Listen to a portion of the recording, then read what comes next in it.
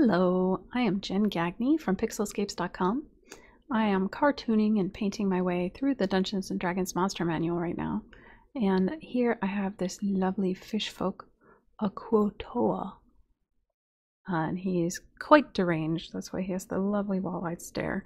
So, first things first, I have my sketch video to show you, which I've sped up to just about a minute. So obviously he doesn't look anything like that 3D rendered guy. I just used that for the arm proportion. And gotta give you a good thumbs up. He's very friendly apparently. I almost put him in this like robe, but no. And then I have all this aquatic bling on his necklace. So then I started putting in the final lines. You notice down the side of his head I have this series of dots. That's his lateral line. One of my degrees is in marine biology, so I actually care about little details like that, even though he's blatantly a cartoon, so I apologize.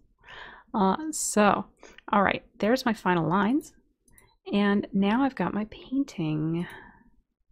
So, this video is a little under 6 minutes for you, because he's pretty complicated. So, first I get his skin, and I'm going to actually render that as iridescent because Lord knows I love iridescence.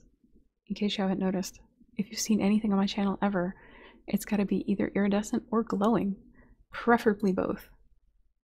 And then I get some fish scales in here.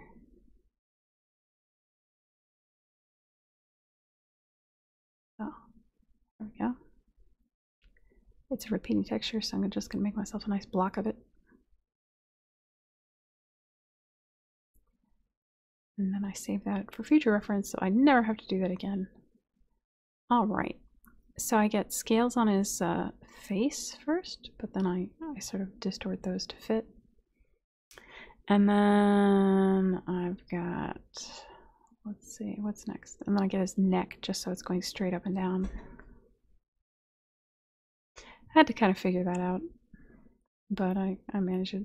And then his arms, I gotta get the scales going that direction. Scales on his other arm. There we go. And then I can overlay that on the iridescence. I tried doing like a highlighted edge there, but I didn't really like it, so I'm just gonna stick with the black, but fade it out to like 50%. So then it's time for the clothes. Probably some kind of leather. Who really knows? I didn't use a woven pattern though. So his fins, you could see through them, so it was a little tricky to get the selection areas done. So, alright, I cleaned up the edges. And then there's chin. It's like fin beard. Alright. And then I experiment with the transparency. Get a nice bright greenish blue.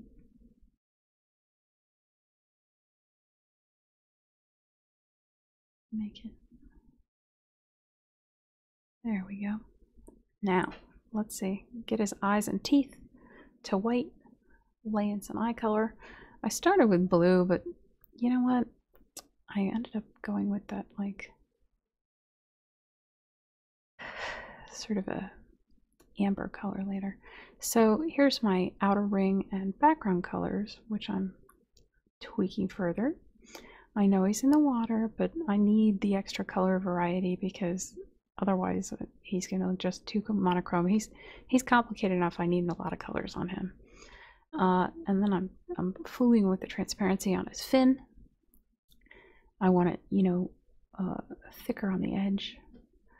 Now I can get his bling all colored up differently.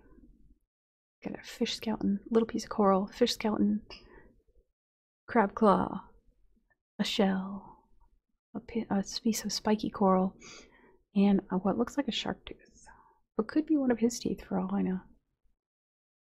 Since they're all mad, I wouldn't put it past him to like just pry one out on a whim.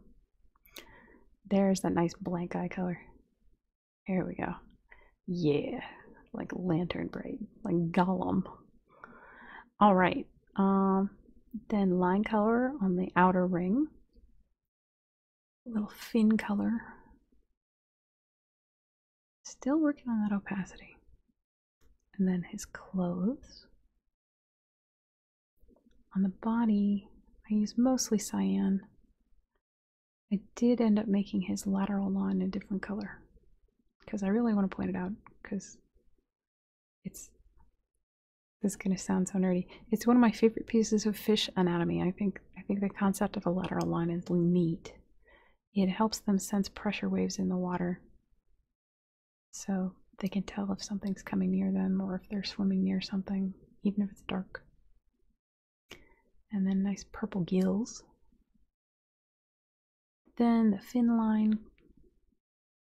I didn't want it to blend too much, but it's got to at least look like it belongs to him, so that was a little tricky. And then I'm going to tip the fins in like a brighter blue. All right, and that just leaves his necklace that needs lines, lines, lines, lines. So that's what I went for. It's hard to make that fish skeleton stand out though, especially because I used a relatively natural color on it, which is unheard of for me. So I do end up adding shadows to them.